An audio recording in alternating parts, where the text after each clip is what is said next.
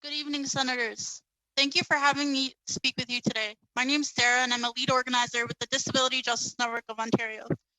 DJNO aims to build a just and accessible Ontario where people with disabilities have the personal and political agency, can Ms. thrive and Jama, foster. Ms. Yep. Jama, may I please ask you to slow down a bit because it will be difficult to interpret, please? Sure.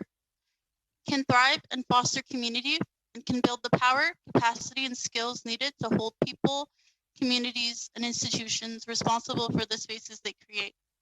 I'm also an organizer with Black Lives Matter and do a lot of anti-Black racism work in my city. I note this because part of my everyday work has been to keep Black people alive in a world that consistently causes harm due to the color of our skin. I have cerebral palsy, and from the beginning of my life, assisted death was actually an option. As my mom tells it, the doctors tried to get her to terminate me in her first trimester because they said I would be a vegetable. New to this country, she wasn't sure how to push back except to express her rage, and she fought to keep me.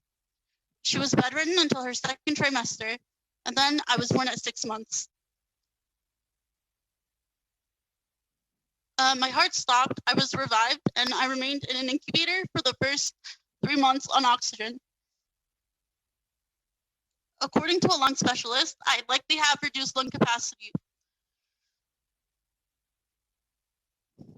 I don't really tell people this, but on some days, breathing hurts. I think about how the doctors wanted me dead and how they're still in the medical profession. How these same doctors would probably provide me MAID if the opportunity arose, because they saw my life as not having value.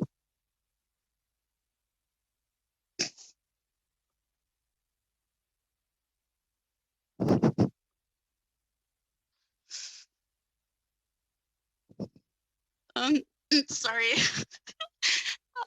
There's no real way to protect against systemic racism or systemic ableism in our medical field. I'm thinking about Joyce Equishun, an Indigenous woman who recorded racist commentary from negligent nurses before she died. In the same way police have the ability to adjudicate police when it comes to wrongdoing, doctors have the ability to adjudicate doctors.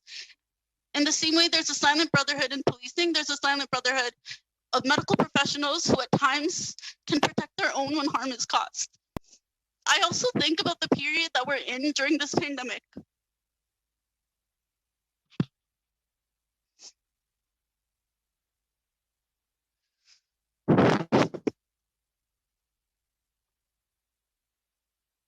Across this country, disabled people are dying in long-term care homes.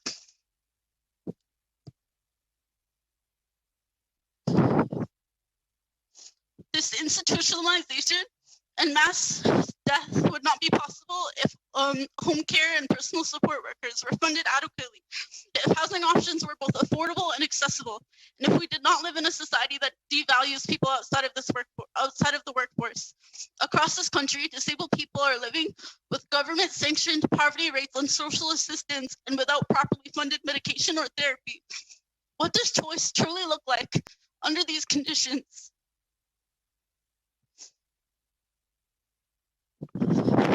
A choice for some that would extinguish the choice of others is unjust.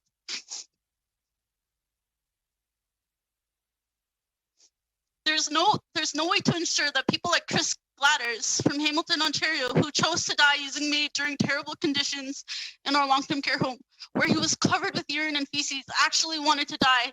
Even John Truchon accessed MAID, saying that it was in part because of pandemic isolation in long-term care home. We live in a country where Black and Indigenous people, Aisha Hudson, DeAndre Campbell, Andrew Loku, Jermaine Carby, people across this country are killed after calling in for mental health supports.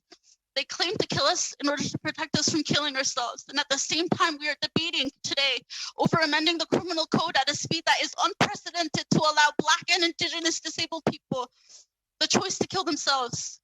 These priorities do not line up with the realities of classism, racism, and ableism in our country. Black people are disproportionately impacted by COVID-19 and will face long-term impacts of disability as an outcome. Indigenous youth face the highest suicide rates across this country, and to allow easier access to MAID before our governments reckon with these circumstances is a mistake. Senators, if you understand the nature and prevalence of the systemic ableism in this country, you would understand that to be disabled and poor in Canada is to entertain suicidality every day. The problem isn't medical assistance in dying. I'm not anti-MAID. I am against your decision to amend the criminal code without listening to Black and Indigenous and working class people across the country.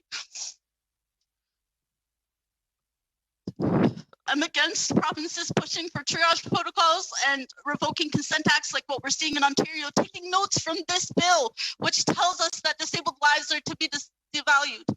I'm ashamed at your sheer lack of effort and on the effort of the part of my government to truly hear from Black people, from working class people, and from Indigenous people on this life and death matter. I'm ashamed at the speed this bill has moved forward while disabled people are in despair across this country. Bill C7 is ableist and anti-Black. It is anti-working class. And earlier today, United Nations experts expressed alarm at the growing trend to enact legislation enabling MAID against, to enact MAID based on disability. In the written statement on Monday, they specifically said it's paramount that voices of people with disabilities of all ages and backgrounds are heard when drafting policies and regulations that affect their rights. And as such, we're asking you to vote Bill C7 down. I'm asking you not to encode these injustices I have laid out into law that will clearly harm Black and Indigenous people most. Please vote against this. A new generation of disabled Canadians are paying attention, and we will mobilize if necessary, including pushing against this in court if Bill C7 is to pass. Thank you.